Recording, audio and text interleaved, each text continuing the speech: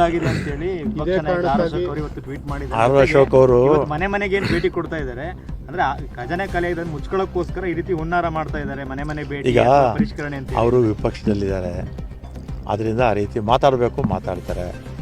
ಇವತ್ತು BJP ಸರ್ಕಾರಗಳು ಎಲ್ಲಿ ಆಂಧ್ರದಲ್ಲಿ ಅವ್ರದ್ದು ಅಲಿಯನ್ಸು ಅಲ್ವಾ, ಮಹಾರಾಷ್ಟ್ರದಲ್ಲಿ, ರಾಜಸ್ಥಾನಲ್ಲಿ, ಡೆಲ್ಲಿನಲ್ಲಿ, ವೆಸ್ಟ್ ಬೆಂಗಾಲಲ್ಲಿ ಅವರು ಕೊಟ್ಟಿಲ್ವಾ? ಈ ಕೇಂದ್ರ ಸರ್ಕಾರ, ನರೇಂದ್ರ ಮೋದಿಯವ್ರ ಸರ್ಕಾರ ಸ್ವಾತಂತ್ರ್ಯ ಬಂದಾಗಲಿಂದಲೂ ಕೂಡ ಮನಮೋಹನ್ ಸಿಂಗ್ ಅವರು ಇಳಿಯೋವರೆಗೂ 67 ವರ್ಷದಲ್ಲಿ 53,10,000 ಕೋಟಿ ಸಾಲ ಇತ್ತು. ಈಗ 217 ಲಕ್ಷ ಕೋಟಿ ಸಾಲ ಆಗಿದೆ ನಮ್ಮ ದೇಶದ್ದು. 3 ಪಟ್ಟು ಜಾಸ್ತಿ ಆಗೋಯ್ತು ಸಾಲ. ಅಶೋಕರು ಅದ್ರ ಬಗ್ಗೆನೇ ಮಾತಾಡಲಿ, ಅವರು ಕೊಡ್ತಾ ಇದ್ದಾರಲ್ಲ. ಅವ್ರು BJP ಸರ್ಕಾರ ಟೈಮಲ್ಲಿ ಅಧಿಕಾರಕ್ಕೆ ಬರುವಾಗ ನಿನಗೂ ಫ್ರೀ ನನಗೂ ಫ್ರೀ ಅಂತಂದ್ರು. ಕ್ಯಾಸ್ಟ್ ಸರ್ಟಿಫಿಕೇಟ್ ಯಾಕೆ ಕೇಳ್ತಾ ಇದ್ದಾರೆ ಅಂತ ಪ್ರಶ್ನೆ ಅವರು ಗೃಹ ಜ್ಯೋತಿಗೆ. ಈಗ ಗೃಹ ಜ್ಯೋತಿಗೆ ಒಂದು ನಮ್ಮದು SC ST ಹಣ ಇದೆ, ಬಳಕೆ ಆಗಬೇಕಾದ್ರೆ ಕ್ಲಾರಿಟಿ ಇರಬೇಕು. ಆ ಹಣನ ಬೇರೆಯವರಿಗೆ ನಾವು ಬಳಸೋಕೆ ಬರೋದಿಲ್ಲ. ಆ ಕ್ಲಾರಿಟಿ ಇರಲಿ ಅಂತ ಕೇಳ್ತಾರೆ. ತಪ್ಪೇನಿದೆ ಅದರಲ್ಲಿ? ಅವರು ವಿಪಕ್ಷದಲ್ಲಿದ್ದಾರಲ್ಲ, ಏನೋ ಮಾತಾಡಬೇಕು, ವಿರೋಧ ಮಾಡಬೇಕು ಅಂತ ಮಾಡ್ತಾರೆ ಅಷ್ಟೇ. ಗ್ಯಾರಂಟಿ ಸಂದರ್ಭದಲ್ಲಿ ಆ ಥರ SC STಗೆ ಈ ಹಣನೂ ಸಹ ವಿನಿಯೋಗ ಆಗುತ್ತೆ ಅಂತ ಎಲ್ಲಿ ನಿಬಂಧನೆಗಳಿರಲಿಲ್ಲ. ಈ ಹೊಸ ನಿಬಂಧನೆಗಳು ಸೃಷ್ಟಿ ಆಗ್ತಿದೆ. ಕ್ಯಾಸ್ಟ್ ಸರ್ಟಿಫಿಕೇಟ್ ತಾಳ್ತಿದ್ದೀರಿ, ಬಜೆಟ್ ಲಿಸ್ಟ್ ಮಾಡಿಸ್ತಾರೆ, ಎಲ್ಲ ಒಟ್ಟಿ ಸೇರ್ತಾನೆ ಬಜೆಟ್ ಮಾಡಿಸೋದು. ಬಜೆಟ್ ಮಾಡ್ತಾರೆ ಸರ್. ಮತ್ತೆ ಗ್ಯಾರಂಟಿಗಳಿಗೆ ಯೋಜನೆಗಳು ಅನುಷ್ಠಾನ ಆಗಬೇಕು ಅಂತ ಅವ್ರು ನೀರು ಹೋಗ್ತಿಲ್ಲ ಅಂತ ಇವರು ನಮ್ಮ ನೀರು ಕಡಿಮೆ ಆಗಿದೆ ಅಂತ ಇವರು ಕೂತು ಮಾತಾಡ್ಕೊಂಡು ಸಾಲ. ಹೇಗೆ ಸರ್ ಜಲಸಂಪನ್ಮೂಲ ಇಲಾಖೆ ಅಡ್ಜಸ್ಟ್ ಆಗ್ತಿದೆಯಾ? ಬೇರೆ ಕತೆ ಕೇಳಿದ್ರಿ? ನಾನು ಕೇಳಿಲ್ಲಪ್ಪ, ನಾನು ಪ್ರಾಕ್ಟೀಸೇ ಇಲ್ಲ ಕೇಳಿ. ಪ್ರಾಕ್ಟೀಸೇ ಇಲ್ಲ, ಅದು ಬೇರೆ ಪ್ರಶ್ನೆ. ಸರ್, ಈ ಯೋಜನೆಗೆ ಮುಂದಿನ ಉಳಿದಂಥ ನೀಡಿದಂಥ ವರದಿ ಕೆಲವುಗಳು ಕರೆಕ್ಟಾಗಿ ಯೋಜನೆಯ ಏನು ಅದಕ್ಕೆ ಬೇಕಾದಂಥ ಫಂಡಿಂಗ್ ಮಾಡುವಲ್ಲಿ ಸ್ಪಷ್ಟತೆ ಇಲ್ಲ ಅನ್ನುವಂಥ ವರದಿಗಳು ಕೂಡ ವಿಧಾನಸೌಧದಲ್ಲಿ ಕೂಡ ಇದಾಗಿ ವಿಚಾರ ಚರ್ಚೆ ಆಗಿತ್ತು. ಆ ಬಗ್ಗೆ ಏನು? ಈ ಯೋಜನೆಗೆ ಹಣದ ಕೊರತೆ ಇಲ್ಲ. ಒಟ್ಟಿನಲ್ಲಿ ಇನ್ ಟೈಮಲ್ಲಿ ಬೇಗ ಮಾಡಿ ಮುಗಿಸ್ತೀವಿ. ಈಗ ಅರಸೀಕೆರೆ, ಬೇಲೂರು ಕೆರೆ ನೀರೇ ಇಲ್ಲ ಅಲ್ವಾ. ಅದೇ ರೀತಿ ತುಮಕೂರು, ಚಿಕ್ಕಬಳ್ಳಾಪುರ, ಕೋಲಾರ, ಗ್ರಾಮಾಂತರ ನಮ್ಮ ಕಡೆ ಎಲ್ಲ 25 ವರ್ಷ ಆಯಿತು ಕೆರೆಗಳು ತುಂಬಿ. ಇದೆಲ್ಲ ಬಂದರೆ ಅನುಕೂಲ ಆಗುತ್ತೆ. ಸಚಿವ ಸಂಪುಟ ವಿಸ್ತರಣೆ ಯಾವಾಗ ಸರ್? ಬೇಗ ಆಗುತ್ತೆ ಸರ್. ಈಗ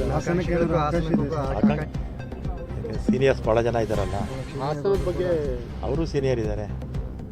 ಹಾಸನಕ್ಕೂ ಸಚಿವ ಸ್ಥಾನ ಸಿಗಲಿ ಅನ್ನುವಂಥದ್ದು ಒತ್ತಾಯ ಸಾಕಷ್ಟು ಎಲ್ಲ ಜಿಲ್ಲೆಗಳಿಗೂ ಸಿಗಬೇಕು ಅಂತ ನಾನು ಹೇಳ್ತೀನಿ ಅಲ್ವಾ. 33 ಇದೆ ಎಲ್ಲ ಜಿಲ್ಲೆಗಳಿಗೂ. ಸರ್, ಈಗ ಗ್ಯಾರಂಟಿ ಯೋಜನೆಗಳಿಗೆ ಜಾತಿ ಪ್ರಮಾಣ ಪತ್ರ ಕೇಳ್ತಾ ಇರುವಂಥದ್ದು, ಜೊತೆಗೆ ಇದಕ್ಕೆ ಜಾತಿ ಪ್ರಮಾಣ ದುರುಪಯೋಗ ಆಗಬಾರ್ದು ಅಂತ ಆ ರೀತಿ ಹೇಳ್ತಾ ಇದ್ದಾರೆ ಅಷ್ಟೇ. ಕೆಲವರು ಎಷ್ಟೋ ಜನ ತೀರೋಗಿರ್ತಾರೆ ಅಂಥವರೆಲ್ಲ ತಗೊಳ್ತಾ ಇದ್ದಾರೆ. ಒಂದು ಕ್ಲಾರಿಟಿ ಇರಬೇಕಲ್ಲ, ಕ್ಲಾರಿಟಿ ಇರಬೇಕು. ಕ್ಲಾರಿಟಿ ಮೇಕೆದಾಟು ಯೋಜನೆ DPR ರೆಡಿಯಾಗಿದೆ. ಸುಪ್ರೀಂ ಕೋರ್ಟಲ್ಲೂ ಕೂಡ 2 ಸಲ ಅವರು ಒಂದ್ಸಲಿ ಮಿಸ್ಲೇನಿಯಸ್ ಹಾಕ್ಕೊಂಡಿದ್ರು, ಇನ್ನೊಂದ್ಸಲಿ ಅಪೀಲ್ ಹಾಕ್ಕೊಂಡಿದ್ರು. ಎಲ್ಲ ವಜಾ ಆಗಿದೆ. ಆಮೇಲೆ ಅಲ್ಲೇ ನಾವು ನೀರನ್ನೇನು ಬಳಸ್ಕೊಳ್ಳೋದಿಲ್ಲ, ಬರೀ ಕುಡಿಯೋದಕ್ಕೆ 4.75 TMC ನಮಗೆ ಕೊಟ್ಟಿದ್ದಾರೆ. ಅಲ್ಲಿ ನಾವು ಸ್ಟೋರೇಜ್ ಮಾಡಿದ್ರೆ ನಮ್ಮ ಪವರ್ ಒಂದು ಬೆನಿಫಿಟ್ ಆಗುತ್ತೆ, 400 ಮೆಗಾವ್ಯಾಟು. ಉಳಿದಾಗ ತಮಿಳ್ನಾಡು ರೈತರಿಗೆ ಅನುಕೂಲ ಆಗುತ್ತೆ. ನಮ್ಮಲ್ಲಿ ನೀರಿಲ್ಲದೆ ಇದ್ದಾಗ ಅವ್ರಿಗೆ ಅನುಕೂಲ ಆಗುತ್ತೆ. ಅದನ್ನು ಅವರು ಕೂಡ ಅರ್ಥ ಮಾಡ್ಕೋಬೇಕು.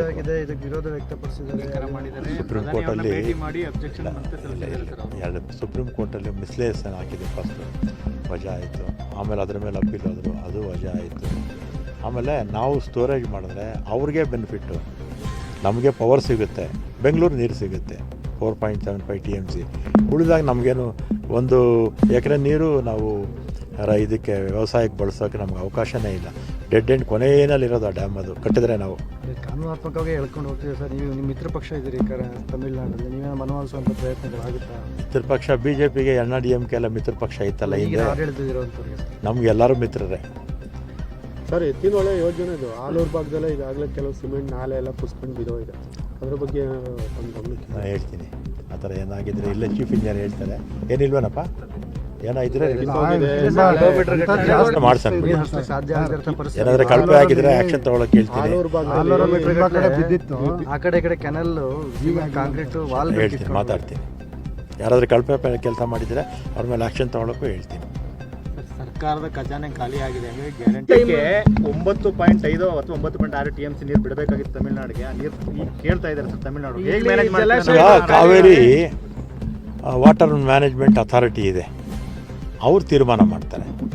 ನಮ್ಮಲ್ಲಿ ನೀರಿನ ಲಭ್ಯತೆ ನೋಡಿಕೊಂಡು ಕುಡಿಯೋ ನೀರಿಗೆ ಎಷ್ಟು ಬೇಕು ನೋಡಿಕೊಂಡು ಅಥಾರಿಟಿಯವರು ತೀರ್ಮಾನ ಮಾಡ್ತಾರೆ.